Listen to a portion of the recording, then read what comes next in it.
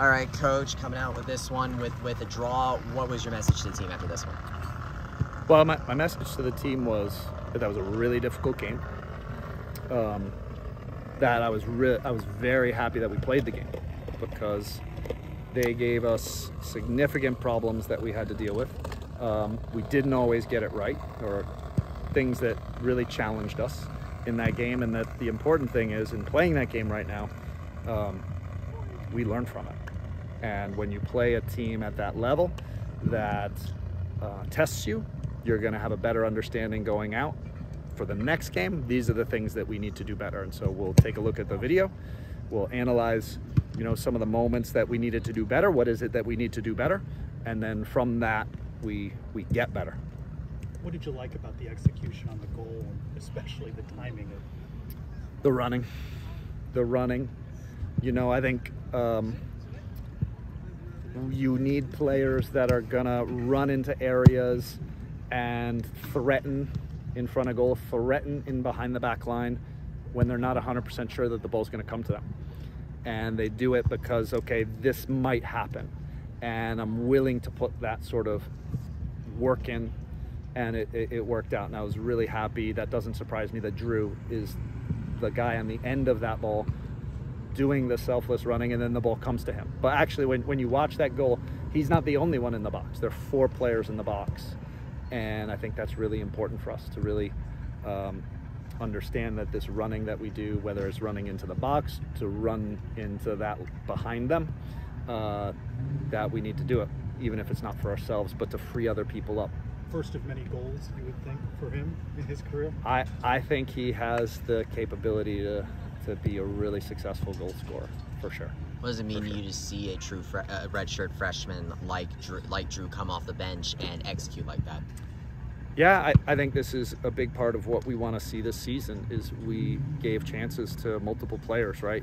Drew was one of them, and he put the work in, for one, right? Drew's a really honest player when it comes to doing the work, and for him to get a goal is really nice to see, because I think it shows that sometimes just really working hard and doing the right things is rewarded, and he helped our team in a big way, because that was an important goal. What was your thought process on the substitutions that you made at the half? Yeah, well, clearly the match on Thursday, that required a ton of effort. We had to put a lot into that match, and then now, all right, who are the other players within our team who can help us win this game?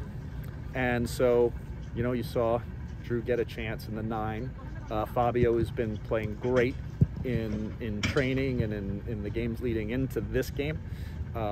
He gets a chance, right? You see Sora get a chance, and Alex ends up coming on actually later in the second half, but he started. But Timo comes on, plays 45 minutes. So I think one of the things that we want to be able to look at is, okay, what's the depth of our team?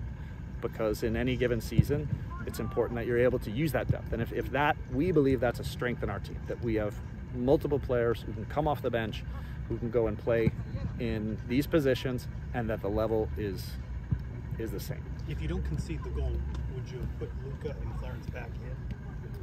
Yeah, oh, for sure. For sure. I think we absolutely wanted to get them more minutes, right? It was part of the plan. There's a new substitution rule within the NCAA where you have 6 moments, and there's no re-entry in any half. So this changes a little bit your strategy in terms of how you're going to substitute. But I felt like, okay, we could get those guys a rest.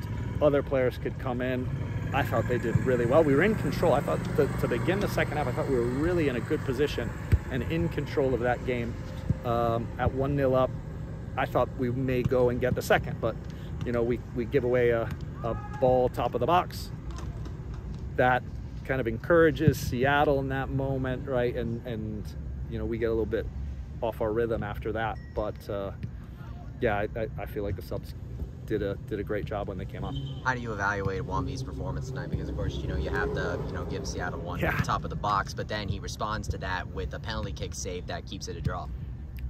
Yeah, I mean, I think the most important thing is that we have to learn from the things that we're doing early in the season, right? There's no doubt that is without looking at the video, that is a pass that we wouldn't want Wamby to play. right? It's a dangerous pass, and they jumped that pass. There was a player right there. So, you know, Wamby's got to look at that, evaluate that moment, and then, you know, we've got to learn from it. And I think the hard part for Wamby in that moment is there are lots of moments like that.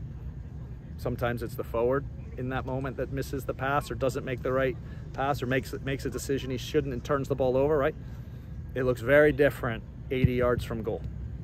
And same thing's happening in midfield, same thing's happening lower on the field. So there are lots of mistakes happening. The hard part is that the one that happens right in front of the goal from your goalkeeper is really impactful. So I think Wamby has to learn from that moment for sure. But then obviously incredible penalty kick save when Timo maybe gets a little bit, you know, goes and tries to win a ball. The referee judged that was a penalty, and he comes up with a massive save. And in a lot of ways, that was a big moment for us to be able to tie that game. That's not easy for anybody to make a mistake like that costs you, and then put it behind them, right? I mean, that's something you must coach and teach. I think that is maturity.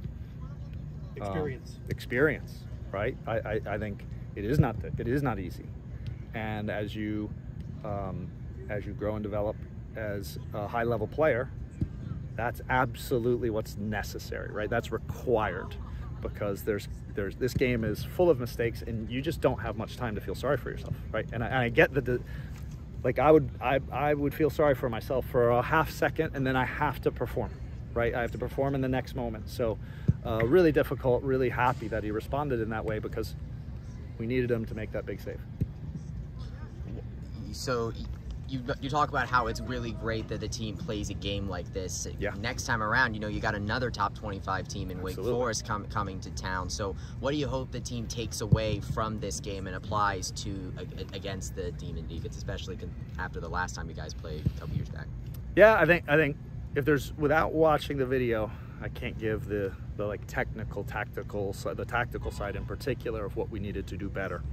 I think we have to get used to being in really difficult games and the struggle and challenge of difficult games, and to really enjoy it and to have the right energy when you play a good team. Not everything is going to go your way, so I think just really embracing that and leaning into like, this is really hard and we're gonna love it.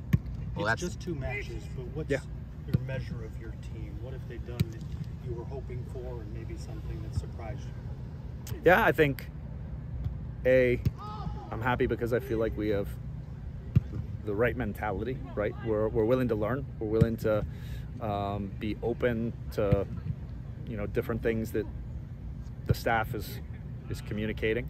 I'm happy that we have a deep team. I'm happy that players came on and were at an excellent level and competed in a game that's something that we're going to need. And so I think those things are really important. And we played two teams that were in the NCAA tournament last year. Both of them I think were picked to finish first in their conference. Both of them are top teams. One of them's a top 25 team. So this is the type of game that we need.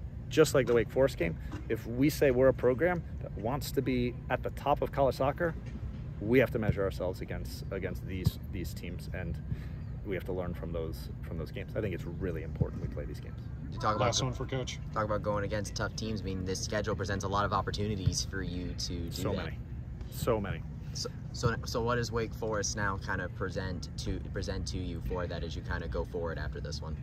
Though I haven't looked at the video for them. Historically, though, they're a very possession-based team. So similar in some ways to us. Good attacking players, good athletic attacking players up front. So I feel like, yeah, here's another game where we're not going to see 75% of the ball, right? We're not going to probably see 60% of the ball. Maybe we will, but they're capable of doing it as well.